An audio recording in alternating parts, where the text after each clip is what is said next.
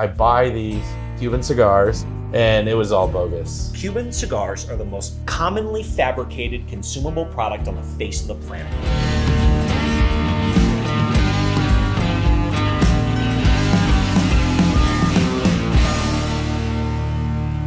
Today we're joined by Max Levitan, owner of Humidecor, who releases custom, high-quality desktop humidors that feature unique designs from artists around the world. And he's also a Cuban cigar expert. Welcome to the Cigar Standard. Today we have a very special guest. We have Max with Humidecor, a really awesome new humidor manufacturing brand. And Max is also known in a lot of internet circles as a cigar expert. Specifically, Max knows a ton about Cuban cigars. So today is a very special episode. We are gonna smoke and talk about Cuban cigars.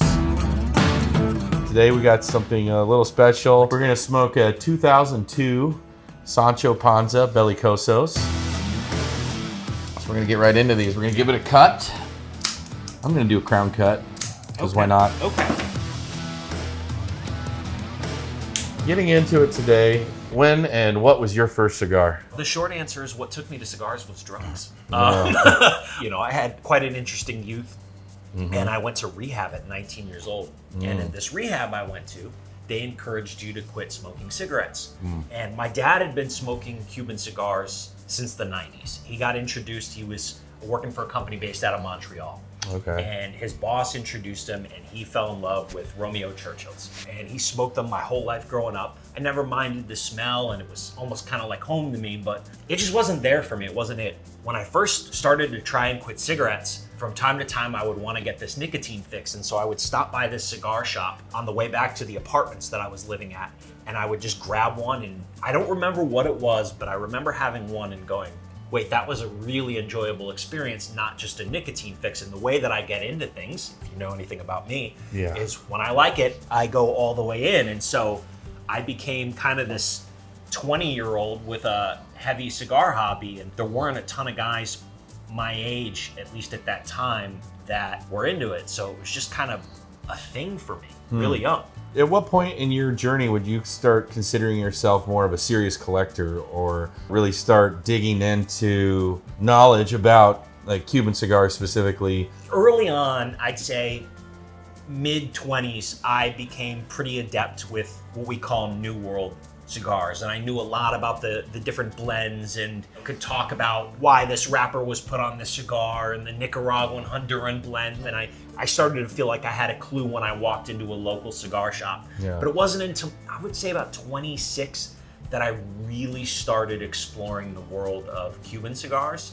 What do you think it is about Cuban cigars that makes it your preference? If you were to say, Max, you can have 10 cigars, how many of them would you like to be Cuban? Depending on the day, my answer would be 9 or 10. Sure. And the chemical composition of the soil in Cuba gives you a different flavor experience, and it's just one that I prefer. And it's interesting too, because you've got Pinar del Rio, which is the most famous region for tobacco growing in the world. And you can go from the San Juan Martinez region down just a little bit on the map to San Luis, and you'll get completely different flavor profile. It's still like that underlying Cuban, right? But it's gonna be a shift in the way it tastes, and it's just a couple miles away. I don't know, I've become mildly obsessed with it. I love that. I want to share a little bit with the audience about my experience and how I kind of came to meet Max, and it was as a beginning Cuban cigar smoker. I had decided after getting really into New World cigars, just like Max was talking about, that I wanted to try Cuban cigars. I was buying a lot from a local shop and got pitched by the manager of the shop and said, hey, if you would leave your information with us, he would contact you and you'll have access to some special sort of higher end items that we don't sell here in the shop. These are Behiques and these are Grand Reservas, and these are all terms that I'd heard, and I knew Behiques were the best, right? Like that's what like Michael Jordan smokes, or this guy or that guy. I was sort of caught up in the whole thing. I buy these and I rush home and I put them in my humidor, and I'm so excited. Posting this stuff on Facebook, and Max DMs me. He was like, hey man, if you wouldn't mind, send me a few more pictures of those. I think there's some problems with some of the stuff you bought. It was all bogus. But through that, Max turned me on to a variety of ways that you can educate yourself on how to tell a fake Cuban cigar from a real Cuban cigar. And so that's what I want to kind of get into next. This is going to sound funny, but the best way that you can start learning now is there is a website. It's called CubanCigarWebsite.com. It's awesome. And it is a wealth of knowledge, and it walks you through different packaging and stickers and timelines and the way codes changed. And so what I can tell you is that if you're traveling overseas, what you want to find is an authorized Habanos dealer. Yep. For the most part, anything that is an LCDH or a La Casa del Habano is an authorized dealer. You still have to be a little bit careful depending on which country you go, because I've seen some weird stuff happen, but for the most part, you're safe. But there are amazing vendors all over the world that are not LCDHs, that are authorized dealers that I've had wonderful, wonderful experiences with. So, I mean, being able to trust the source is the most important thing that you can do. Because even when you go to the right place, like, you know, I've been to some places, some authorized dealers, and I've been able to look through now with my knowledge, and I'll be like, huh, interesting, these 4 are real, those 2 are fake. Yeah. And they'll, you know, some places will try and mix it in, because the thing is Cuban cigars are the most commonly fabricated consumable product on the face of the planet. Yeah. And the fact that they've gone up 2 to 3 times in price in the last 5 years drives more incentive to fabricate that product, because there's a lot of money in it. And so people are gonna try and do that. And so counterfeit. Yeah. So if I can suggest anything to anybody who's trying to do this, you know, on your travels, you know, find your local La Casa del Habano, find your local authorized dealer. And then if you really want to get into the experience, you know, if you have the opportunity, just buy stuff. Don't overthink it. Buy and try. You know, because that was my experience even before I got into Cubans, was I would just walk into a humidor and I would buy 10 different cigars, and I'd go, okay, I liked these 2 a lot. Let me find out why. I'd go back to the shop. Hey man, what else do you have? Why did I like this? Is there a specific wrapper? Do they use extra ligero in this? Like, what does this mean? And I would educate myself through experience. And I find that in this life, I learn a lot about what I like by trying what I don't like and eliminating it and seeing what's left. And that's been my journey so far with cigars. And people will ask me sometimes, they're like, well, which one's the best? I'm like, I don't know. What's the best food? Right. Oh, you like chicken? Great, I like steak.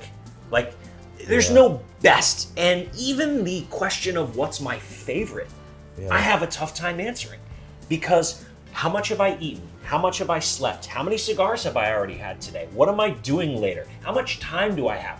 All of those different components allow me to do, based on what that answer is, I can go into my collection and pick the right cigar for the right moment. And that's what I think is so beautiful about this hobby. I love that, man. That's great. Definitely great advice on using the La Casa del Habano stores and authorized retailers. And a lot of those, most of them are going to be listed. And we are not sponsored by any of these people, but we're trying to share good information here. La Casa del Habano on their website has a lot of those retailers listed. And then within that, on the website, if you're going to buy a full box, the boxes have serial numbers on them.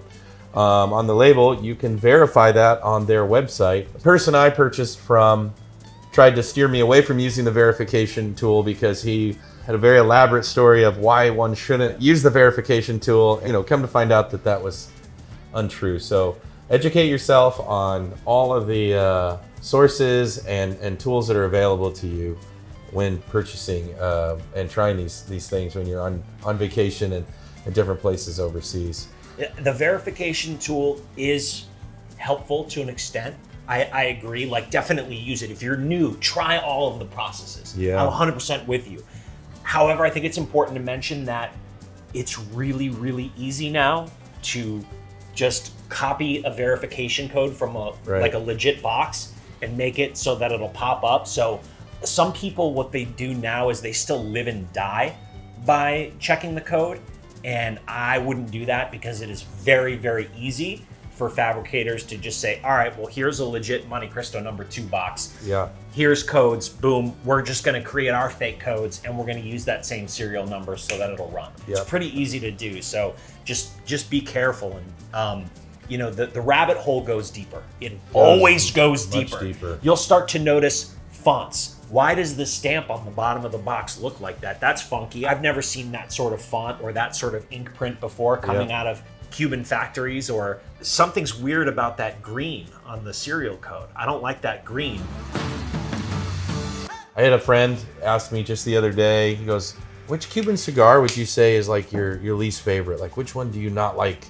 And I was like, well, that's really tough, man, because there really aren't any specifically that I stay away from. I said, but an interesting experience I had a few years ago was I bought a box of H. Upmann Propios. They weren't my favorite when they were new, but now that they've sat, that cigar has really become a cigar that I really enjoyed. And if you look at some of the reviews for the Propios when they came out, it got kind of like, you know, it fell a little flat. It fell a little flat, but I would tell you, if you have a box of Propios in your collection, or you have some in your humidor, pull them out here in 2026 and give it a whirl. I think you're going to find a lot different experience. I'm a huge believer in this. I mean, things change and things evolve. Like the talismans, when they came out, the Cohiba talismans, like I really didn't like them. Like really didn't like them. And then, you know, if you've ever smoked them in the past couple years, it's like, oh my God. Best. Yeah. They're unbelievable. And so some things need time. And, you know, I think that's an interesting topic. And there's a lot of opinion and conjecture around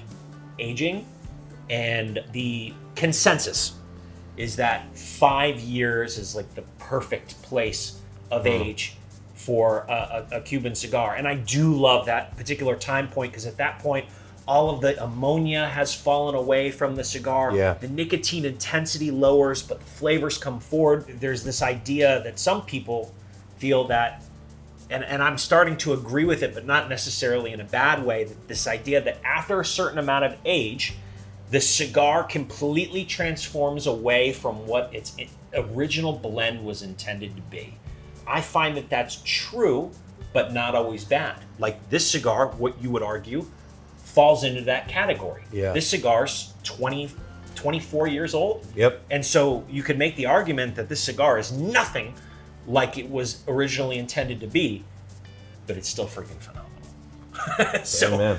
Again, it's a hobby with so many different perspectives and ideas and truths and half-truths. It's just so fun to learn about. It's very subjective too. My question is there a sweet spot for you, or is there like certain times where it's like today's vintage day and then I'm done? Like how do you pick? For me, I think it's kind of, it varies on a case-by-case basis. I just had a conversation over email with a guy who really just doesn't believe that anything past like 12 or 15 years is any good anymore. And I totally disagree. And I think once you start getting past 30 years, you start to get on the other side of that curve of the gains that you're achieving by aging. But I think anything up to that 25, 30 year mark is great. I like cigars that are aged 5 years, 10 years, 15 years, 12 years, whatever. That's the benefit to me of aging, is starting to get those subtle, really delicate floral notes out of the tobacco that you're not going to get on a brand new, like fresh cigar. Well, I think the point of all of this is it's all preference. It's all because I'll smoke a fresh cigar, no problem. I don't mind it. I don't mind it, and that's part of the fun. As I try it, cool. Let me see what it tastes like 6 months later. Right. Have the journey, have the experience. Yep. So I like the way that you break that down. So for anybody who's watching, going, I don't understand. How long should I age a cigar? FAFO, dude. Like, find out. Yeah. Like, have your own experience. That's part of the journey. What are some common mistakes people make when they're storing or collecting cigars? The humidity is the most important thing, and making sure not over humidifying it, but also not getting cocky by not checking regularly. For example, these humidors, it comes with like the little pads that you can put the distilled water in, and it'll keep it at 70%. And you know, it's got the analog hygrometer that every humidor will give you one. If you want my real recommendation, throw those away. Throw those away. Like, I mean, listen, we provide it for you because it's easy.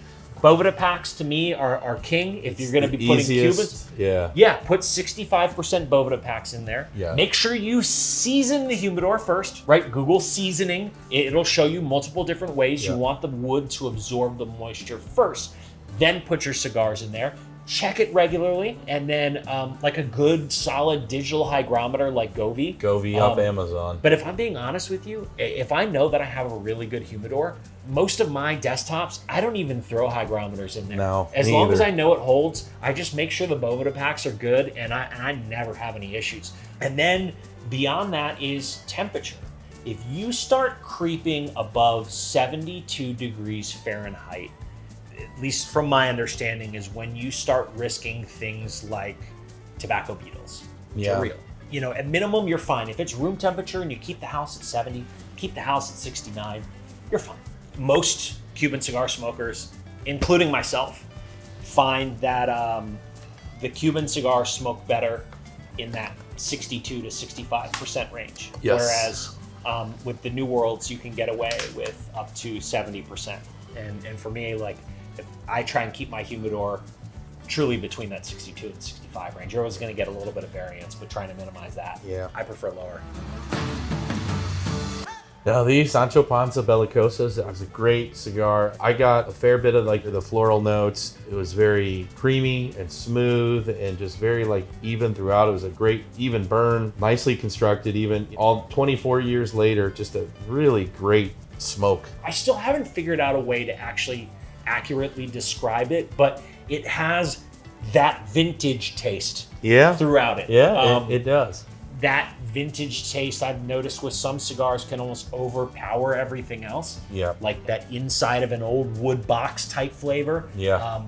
Yep. I don't feel like this interfered at all. It was super well balanced. Thank you. Thank you very much for that treat. Yeah, man. Thanks for being with us, and it was a great. Yeah, it was great having you. A special Cuban cigar episode here on the Cigar Standard. We have enjoyed having you here with us. So thanks for coming. Thanks for bringing the humidors, and we'll see you guys later. Yeah, cheers, y'all.